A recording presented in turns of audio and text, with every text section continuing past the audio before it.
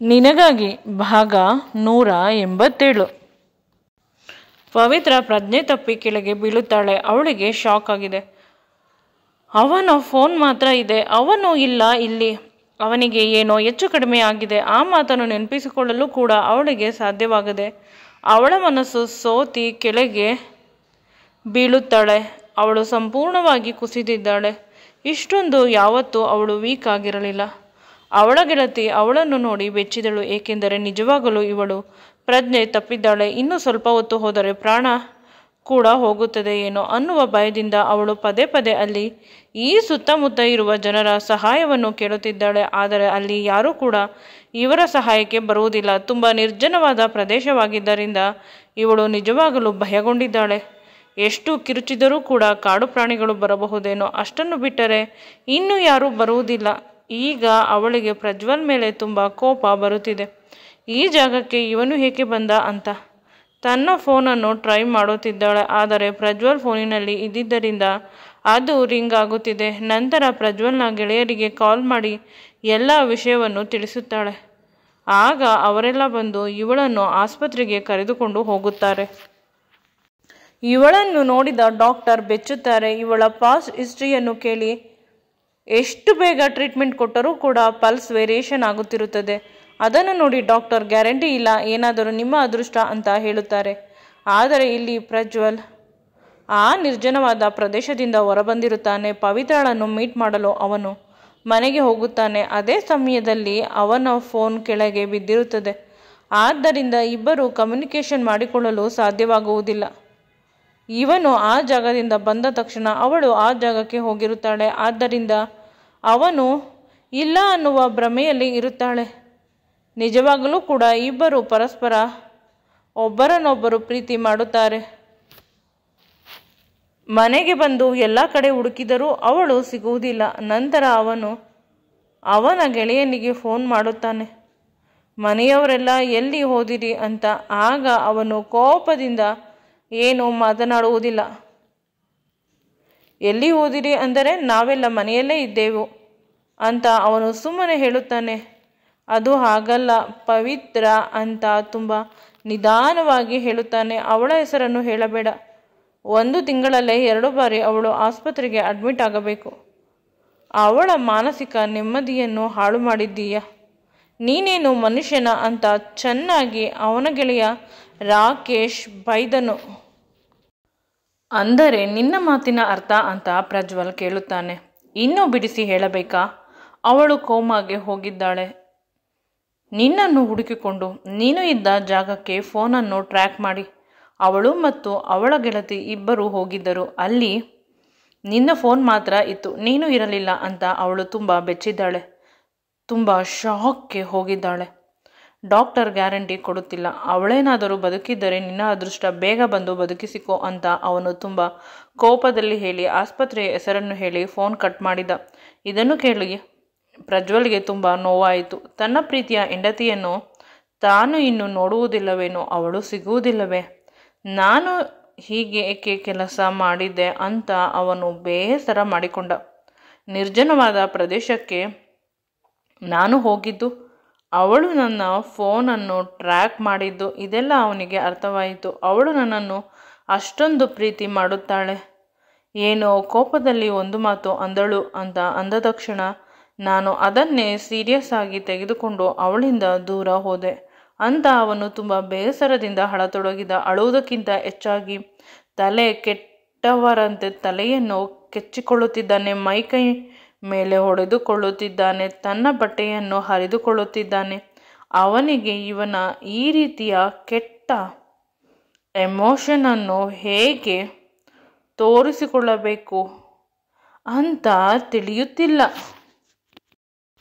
ನಾನು ತುಂಬ ತಪ್ಪು ಮಾಡಿದೆ ಅಂತ ಅವನಿಗೆ ಅವನು ಶಿಕ್ಷೆ ಕೊಟ್ಟುಕೊಳ್ಳುತ್ತಿದ್ದಾನೆ. ಆದರೆ ಎಲ್ಲ ವಿಧಿಬರಹ. ಯಾರು ಯಾರಿಗೂ ಕೂಡ ಕೆಟ್ಟದ್ದು ಮಾಡಲು ಸಾಧ್ಯವಿಲ್ಲ ಅನ್ನುವ ವಿಷಯ ಅವನ ತಲೆಗೆ ಹೋಗುತ್ತಿಲ್ಲ. ಅವನು ಒಂದೇ ಉಸಿರಿನಲ್ಲಿ ಆಸ್ಪತ್ರೆಯ ಬಳಿ ಬಂದವನು ಡೋರನ್ನು ತೆಗೆದು ಬಹಳ ಬೇಗ ಇಳಿದು ಓಡಿ ಹೋದ, ಅಲ್ಲಿ ಅವಳನ್ನು ನೋಡಬೇಕು ಅಂತ. ಆಗ ಡಾಕ್ಟರ್, ಏನಾಯಿತು ಮಿಸ್ಟರ್ ಪ್ರಜ್ವಲ್ ಅಂತ ಕೇಳಿದರು. ಆಗ, ಸರ್, ನಾನು ನನ್ನ ಹೆಂಡತಿಯನ್ನು ನೋಡಬೇಕು. ಅವಳು ಎಲ್ಲಿ ಅಡ್ಮಿಟ್ ಆಗಿದ್ದಾಳೆ? ಪವಿತ್ರ ಅಂತ. ಡಾಕ್ಟರ್ ಒಂದು ರೀತಿ ವಿಚಿತ್ರವಾಗಿ ಮುಖವನ್ನು ಮಾಡಿಕೊಂಡರು. ಪ್ರಶ್ನಾರ್ಥಕವಾಗಿ, ಪವಿತ್ರ ಅಂದರೆ? ಅವಳು ನನ್ನ ಹೆಂಡತಿ ಸರ್. ಅವಳಿಗೆ ತುಂಬ ಸೀರಿಯಸ್ ಆಗಿದೆ, ಕೋಮಾದಲ್ಲಿ ಇದ್ದಾಳೆ, ICUಯಲ್ಲಿ ಇದ್ದಾಳೆ ಅಂತ ಹೇಳಿದ್ದಾರೆ. ಆಗ ಡಾಕ್ಟರ್ ತುಂಬ ವಿಚಿತ್ರವಾಗಿ ಅವನನ್ನು ನೋಡಿ, ಈ ಆಸ್ಪತ್ರೆಯ ಪಕ್ಕದ ಆಸ್ಪತ್ರೆಯಲ್ಲಿ ಒಂದು ನಮ್ಮ ಬ್ರಾಂಚ್ ಇದೆ, ಕೇವಲ OPD ಮಾತ್ರ ಇಲ್ಲಿ ಇರುವುದು, ಪೇಷಂಟ್ಗಳನ್ನು ನೋಡುವುದು ಮಾತ್ರ, ನಿಮಗೆ ತಿಳಿದಿಲ್ಲವೇ ಅಂದಾಗ, ಓ ಶಿಟ್ ಅಂತ ಪ್ರಜ್ವಲ್ ಪುನಃ ಎದುರುಗಡೆ ಇದ್ದ ಆಸ್ಪತ್ರೆಗೆ ಓಡಿ ಹೋಗುತ್ತಾನೆ. ಎಲ್ಲ ರೀತಿಯ ಬ್ರಾಂಚ್ಗಳು ಇದೆ, ಆದರೆ ಇಲ್ಲಿ ಕೇವಲ ಸೀರಿಯಸ್ ಪೇಷಂಟ್ಗಳನ್ನು ಮಾತ್ರ ನೋಡುತ್ತಾರೆ. ಆ ಆಸ್ಪತ್ರೆಗೆ ಕಳಿಸುತ್ತಾರೆ ಅಡ್ಮಿಟ್ ಮಾಡಲು. ಇದೆಲ್ಲ ತಿಳಿದಿದ್ದರೂ ಕೂಡ ಅವನು ಯಾವ ಜ್ಞಾನದಲ್ಲಿ ಈ ಆಸ್ಪತ್ರೆಗೆ ಬಂದವನೋ ತಿಳಿಯದೆ ಅದಾ ಆಸ್ಪತ್ರೆಗೆ ಹೋದ. ಅವನ ಕೈಕಾಲು ನಡುಗುತ್ತಿದೆ. ಅವನನ್ನು ಎಲ್ಲರೂ ವಿಚಿತ್ರವಾಗಿ ನೋಡುತ್ತಿದ್ದಾರೆ. ಅವನ ತಲೆ ಕೂದಲು, ಬಟ್ಟೆ, ಅವನ ಮುಖದ ದುಃಖವನ್ನು ನೋಡಿ ಎಲ್ಲರಿಗೂ ಅವನನ್ನು ನೋಡಿ ಒಂದು ರೀತಿ ಕನಿಕರ ಬರುತ್ತಿದೆ. ಇನ್ನೂ ಕೆಲವರು ಡಾಕ್ಟರ್ ಅಲ್ಲವೇ, ಈ ರೀತಿ ಏಕಿದ್ದಾರೆ? ಇನ್ನೂ ಕೆಲವರು ಇವನಿಗೆ ಏನಾಗಿದೆ ಅಂತ ಅಂದುಕೊಳ್ಳುತ್ತಿದ್ದಾರೆ. ಇಂದು ಸ್ವಲ್ಪ ವಿಚಿತ್ರವಾಗಿ ಆಡಿದ, ಅವನಿಗೆ ಪ್ಯಾನಿಕ್ ಆಗಿದ್ದೆ, ಅದಕ್ಕಾಗಿ ಅವನಿಗೆ ಯಾವುದು ಸರಿ ಯಾವುದು ತಪ್ಪು ತಿಳಿಯುತ್ತಿಲ್ಲ. ICU ಮುಂದೆ ಅವನ ಗೆಳೆಯರು ಮತ್ತು ಪವಿತ್ರಳ ಅಪ್ಪ ಅಮ್ಮ ಇಬ್ಬರು ಇದ್ದಾರೆ. ಎಲ್ಲರೂ ಸ್ವಲ್ಪ ಮುಖವನ್ನು ಕಪ್ಪಗೆ ಮಾಡಿಕೊಂಡಿರಬಹುದು, ಆದರೆ ಪವಿತ್ರಳ ಅಮ್ಮ ಅಪ್ಪ ಗೆಳತಿ ಮಾತ್ರ ನಿರಂತರವಾಗಿ ಅಳುತ್ತಿದ್ದಾರೆ. ಅವರ ಬಳಿ ಹೋಗಲು ಇವನಿಗೆ ಭಯ, ಏಕೆಂದರೆ ಪವಿತ್ರ ನನ್ನ ಬದುಕಿನಲ್ಲಿ ಬಂದ ದಿನದಿಂದಲೇ ಅವಳಿಗೆ ಕಷ್ಟದ ಸುರಿಮಳೆ ಸುರಿಯಲು ಶುರುವಾಯಿತು. ಅಲ್ಲಿಯವರೆಗೂ ಅವಳು ತುಂಬ ಸುಂದರವಾದ ಬದುಕನ್ನು ಕಟ್ಟಿಕೊಂಡು ಬದುಕುತ್ತಿದ್ದಳು. ಒಮ್ಮೊಮ್ಮೆ ಪವಿತ್ರ ತುಂಬ ಒಳ್ಳೆಯ ಹುಡುಗಿ, ಮನೆಯ ಎಲ್ಲ ಜವಾಬ್ದಾರಿಯನ್ನು ತೆಗೆದುಕೊಂಡು ಎಲ್ಲ ಕೆಲಸವನ್ನು ಮಾಡುತ್ತಿದ್ದಳು. ಆದರೆ ಈಗ ಅವಳು ಹೀಗೆ ಮಲಗಿರುವುದನ್ನು ನೋಡಿ ಅವಳ ಅಪ್ಪ ಅಮ್ಮನಿಗೆ ದುಃಖವಾಗುತ್ತಿದೆ. ಪ್ರಜ್ವಲ್ ಮತ್ತು ಪ್ರಜ್ವಲ್ನ ಮನೆಯವರನ್ನು ಹಿಡಿ ಶಾಪ ಹಾಕುತ್ತಿದ್ದಾರೆ. ಅವರ ಅಪ್ಪ ಅವರ ಅಮ್ಮ ಸಮಾಧಾನ ಮಾಡುತ್ತಿದ್ದಾರೆ. ಮಗಳು ಸ್ವಲ್ಪ ಹುಷಾರಾಗಲಿ, ನಾವು ಅವಳನ್ನು ಕರೆದುಕೊಂಡು ಹೊರಟು ಹೋಗೋಣ ಬೆಂಗಳೂರಿಗೆ. ಪ್ರಜ್ವಲ್ ಜೊತೆ ಬೇಕಾದರೆ ಡೈವರ್ಸ್ ಕೊಡಿಸಿ, ನಮ್ಮ ಸಂಬಂಧಿಕರಲ್ಲಿ ಯಾರಾದರೂ ಹುಡುಗನನ್ನು ನೋಡಿ ಮದುವೆ ಮಾಡೋಣ ಅಂತ. ಅವಳ ಮಾತಿಗೆ ಅವಳ ಗಂಡ, ಅಮ್ಮ ತಾಯಿ, ಮೊದಲು ನನ್ನ ಮಗಳು ಬದುಕಿ ಬರಲಿ, ಆ ನಂತರ ಇದೆಲ್ಲ ನಾವು ಯೋಚಿಸೋಣ.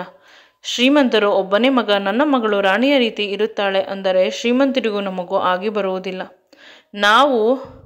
ನಮ್ಮ ಸಂಸಾರ ಆನಂದ ಸಾಗರದಂತೆ ಇತ್ತು ಪ್ರಜ್ವಲ್ ಬರುವುದಕ್ಕಿಂತ ಮುಂಚೆ ಅಂತ ಅವರ ಅಮ್ಮ ಹತ್ತುಕೊಂಡು ಅವರ ಅಪ್ಪ ಅವಳನ್ನು ಗಟ್ಟಿಯಾಗಿ ತಬ್ಬಿಕೊಂಡು ಸಮಾಧಾನ ಮಾಡುತ್ತಿದ್ದಾನೆ. ನೀನು ಅಳಬೇಡ, ನೀನು ಅತ್ತರೆ ನನಗೆ ದುಃಖವಾಗುತ್ತದೆ,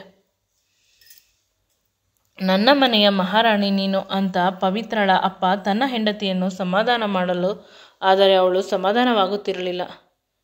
ಇದನ್ನೆಲ್ಲ ನೋಡಿದ ಪ್ರಜ್ವಲ್ ಹೊರಟು ಹೋಗಬೇಕು ಅಂತ ಅನಿಸುತ್ತಿದೆ. ಆದರೆ ಪವಿತ್ರಳನ್ನು ಬಿಟ್ಟು ಹೇಗೆ ಹೋಗುವುದು ತಿಳಿಯದೆ ಅವನು ಅಲ್ಲೇ ಇದ್ದ ಡ್ಯೂಟಿ ಡಾಕ್ಟರ್ಗೆ ಫೋನ್ ಮಾಡಿ ಕೇಳಿದರು, ಯಾರು ಅಂತ ತಿಳಿದುಕೊಂಡು. ಅವರು ಹೇಳುತ್ತಾರೆ, ಪವಿತ್ರಳ ಪರಿಸ್ಥಿತಿ ಹದಗೆಟ್ಟಿದೆ, ಪದೇ ಪದೇ ಪ್ರಜ್ವಲ್ ಅಂತ ಕನವರಿಸುತ್ತಾಳೆ, ನೀನು ಬಂದರೆ ಹುಷಾರಾಗುತ್ತಾಳೆ. ಆದರೆ ಅವರ ಅಪ್ಪ ಅಮ್ಮ, ನನ್ನ ಮಗಳು ನಿಧಾನವಾಗಿ ಹುಷಾರಾದರೂ ಪರವಾಗಿಲ್ಲ, ಅವನು ಮಾತ್ರ ಅವಳನ್ನು ನೋಡುವುದು ಬೇಡ ಅಂತ ಇಡೀ ಶಾಪ ಹಾಕಿದರು ಅಂತ ಅವನ ಗೆಳೆಯ ಹೇಳಿದ್ದ ಪ್ರಜ್ವಲ್ಗೆ. ಆಗ ತುಂಬ ದುಃಖವಾಯಿತು. ಎಲ್ಲರಿಗೂ ನಾನು ಈಗ ಬೇಡ, ಎಲ್ಲರೂ ನನ್ನನ್ನು ಬಿಟ್ಟು ಬಿಡಲು ನಿಂತಿದ್ದಾರೆ. ಯಾರಿಗಾಗಿ ಬದುಕಬೇಕು ಅಂತ ಬೈದುಕೊಳ್ಳಬೇಕಾದಾಗ ಪವಿತ್ರಳ ಮುದ್ದಾದ ಮುಖ ಅವನ ಕಣ್ಣ ಮುಂದೆ ಬಂದು ಹಾದು ಹೋಯಿತು.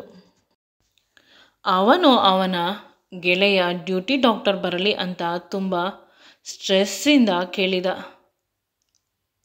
ಪ್ಲೀಸ್ ನನಗೆ ಒಂದು ಅವಕಾಶ ಮಾಡಿಕೊಡು, ನನ್ನ ಹೆಂಡತಿಯನ್ನು ನಾನು ನೋಡಬೇಕು, ಅವಳು ನನ್ನ ಪ್ರಾಣ, ನನ್ನ ಆತ್ಮ ಅಂತ ಹೇಳುತ್ತಿದ್ದಾನೆ.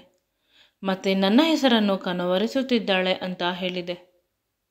ಅದು ಯಾವಾಗಲೋ ಒಂದೊಂದು ಬಾರಿ. ಪುನಃ ಡಾಕ್ಟರ್ ಹೇಳಿದ, ಹೌದು, ನೀವು ಬಂದು ಅವಳ ಬಳಿ ಇದ್ದರೆ ಅವರು ಬಹಳ ಬೇಗ ಹುಷಾರಾಗುತ್ತಾರೆ. ದೇಹ ಕೋಮಾಗೆ ಹೋಗಿರಬಹುದು, ಆದರೆ ಮನಸ್ಸು ಹೋಗಿರುವುದಿಲ್ಲ. ಮನಸ್ಸು ಜಾಗೃತವಾಗಿರುತ್ತದೆ. ಅವರು ನಿಮ್ಮನ್ನು ತುಂಬ ಪ್ರೀತಿ ಮಾಡುತ್ತಾರೆ. ಏಕೆ ಸ್ವಲ್ಪ ದಿನಗಳ ಹಿಂದೆ ಇದೇ ರೀತಿ ಬಂದಿತ್ತು ಈ ಕೇಸ್ ಅಂತ ಡಾಕ್ಟರ್ ವಿಮಲಾ ಹೇಳುತ್ತಿದ್ದರು. ಆಗ ಪ್ರಜ್ವಲ್, ಹೌದು, ಆಗಲೂ ಕೂಡ ಪದೇ ಪದೇ ಅವರಿಗೆ ನೋವಾಗುವಂತೆ ನೀವು ನಡೆದುಕೊಳ್ಳುತ್ತಿದ್ದೀರಾ ಅಂದಾಗ ಪ್ರಜ್ವಲ್, ನಾನು ಈಗಲೇ ನೊಂದಿದ್ದೇನೆ, ICU ಒಳಗೆ ಬರಬಹುದಾ, ಡಾಕ್ಟರ್ಗಳ ಬಟ್ಟೆಯನ್ನು ಹಾಕಿಕೊಂಡು ಅಂತ ತುಂಬ ವಿನಯವಾಗಿ ಹೇಳಿದ. ಏಕೆಂದರೆ ಡಾಕ್ಟರ್ಗಳಿಗಾಗಿ ಸಹಾಯ ಮಾಡುತ್ತಾರೆ. ಅಲ್ಲಿ ಸ್ವಲ್ಪ ಸೀನಿಯರ್ ಡಾಕ್ಟರ್, ತುಂಬ ಚೆನ್ನಾಗಿ ಪೇಷಂಟ್ಗಳನ್ನು ಅಟೆಂಡ್ ಮಾಡುವುದು ಇವನೇ. ಅದಕ್ಕೆ ಧೈರ್ಯದಿಂದ ಪ್ರಜ್ವಲ್ಗೆ ಈ ರೀತಿಯ ಐಡಿಯಾವನ್ನು ಕೊಟ್ಟಿದ್ದ. ಏಕೆಂದರೆ ಸಾಮಾನ್ಯ ಡೋರಿಂದ ಒಳಗಡೆ ಹೋದರೆ ಅಲ್ಲಿ ದೊಡ್ಡ ಗಲಾಟೆ ಆಗುತ್ತದೆ, ಆಸ್ಪತ್ರೆಯಲ್ಲಿ ನ್ಯೂಸೆನ್ಸ್ ಕ್ರಿಯೇಟ್ ಆಗುತ್ತದೆ ಅಂತ. ಪ್ರಜ್ವಲ್ ಬಹಳ ಬೇಗ ಆಸ್ಪತ್ರೆಯ ಡಾಕ್ಟರ್ಸ್ಗಳ ಕಾಸ್ಟ್ಯೂಮನ್ನು ಹಾಕಿಕೊಂಡು ಹೊರಬಂದ. ಮುಂದೆ ಈ ವಿಡಿಯೋ ನಿಮಗೆ ಇಷ್ಟವಾಗಿದ್ದಲ್ಲಿ ನನ್ನ ಚಾನಲನ್ನು ಲೈಕ್ ಮಾಡಿ, ಶೇರ್ ಮಾಡಿ ಮತ್ತು ಸಬ್ಸ್ಕ್ರೈಬ್ ಮಾಡಿ. Thanks for watching and keep supporting me always.